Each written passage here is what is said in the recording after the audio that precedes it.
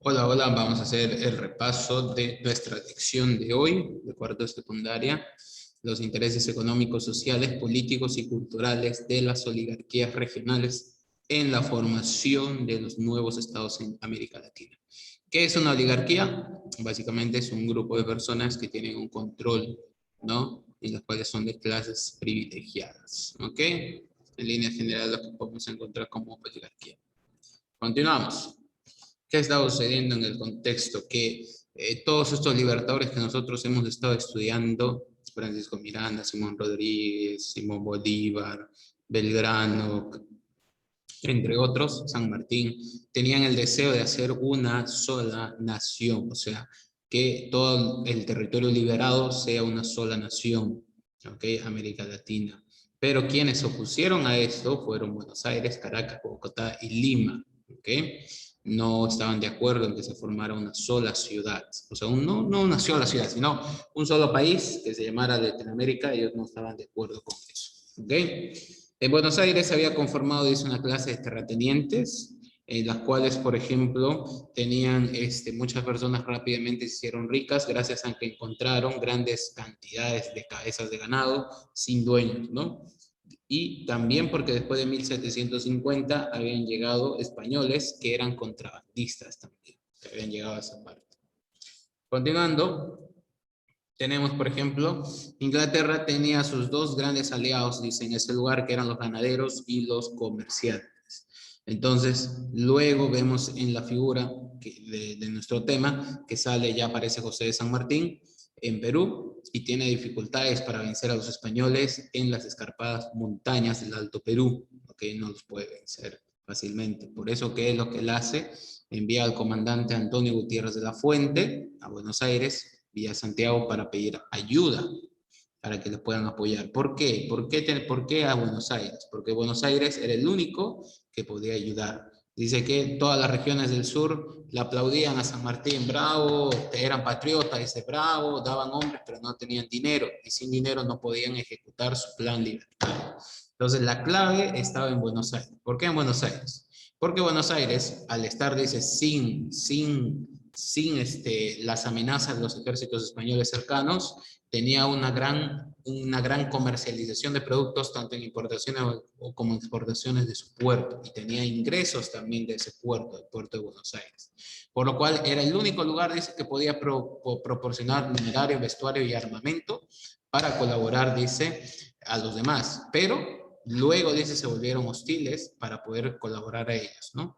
Por lo cual, dice, cuando llega el comandante, Gutiérrez, lo reciben así, normal, sin nada de repercusión, y luego rechazan, por ejemplo, el pedido que se hizo, básicamente, lo despiden como un mensajero simple, y ahí ya Buenos Aires decide rehusar ayudar al resto de Latinoamérica, ya no quieren ayudar a nadie.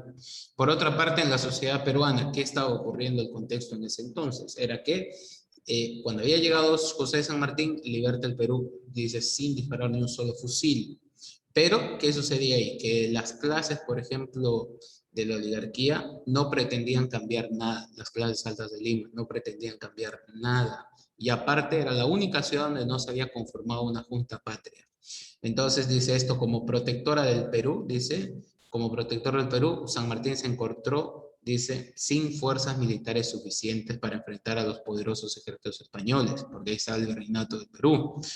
Entonces, aparte de eso, la nobleza estaba ligada al clero y era la más importante latifundista. De 3.941 edificios, el clero era propietario de 1.135. Era una gran cantidad que ellos eran propietarios, ¿no? Y también la aristocracia limeña era una aristocracia estaba muy en su zona de confort, ¿no? No les gustaban los cambios, no estaban acostumbrados a los cambios, creían, por ejemplo, que ante estos movimientos independistas su fortuna o sus patrimonios podían estar en riesgos, ¿no? Eran conservadores y no buscaban, por ejemplo, hacer cambios, ¿ok? No había, dice, matices de virtudes republicanas, no había, nadie protestaba, y aparte el alto clero estaba muy, pero muy involucrado dentro de lo que es la oligarquía limeña.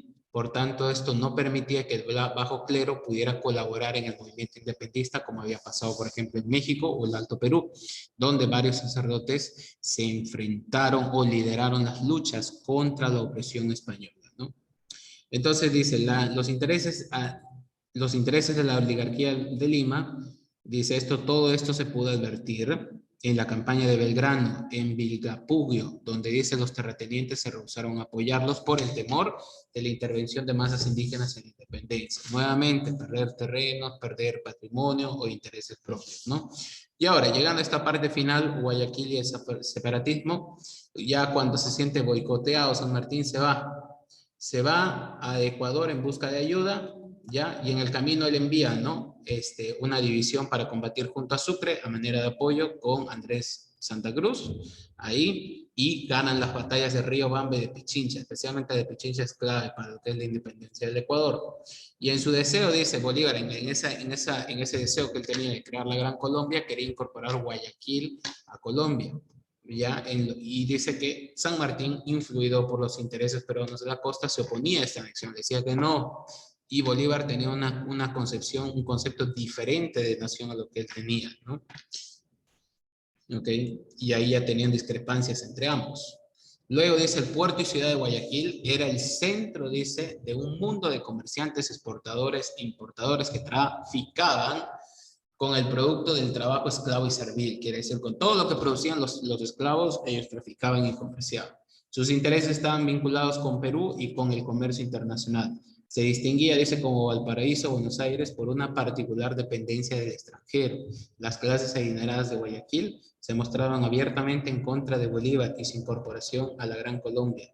Aparecieron carteles en las paredes de la ciudad que decían último día del despotismo y el primero de lo mismo, ¿no? Lo cual no querían anexarse a la Gran Colombia para nada. Eso sería todo, chicos. Nos vemos la próxima clase. Hasta luego.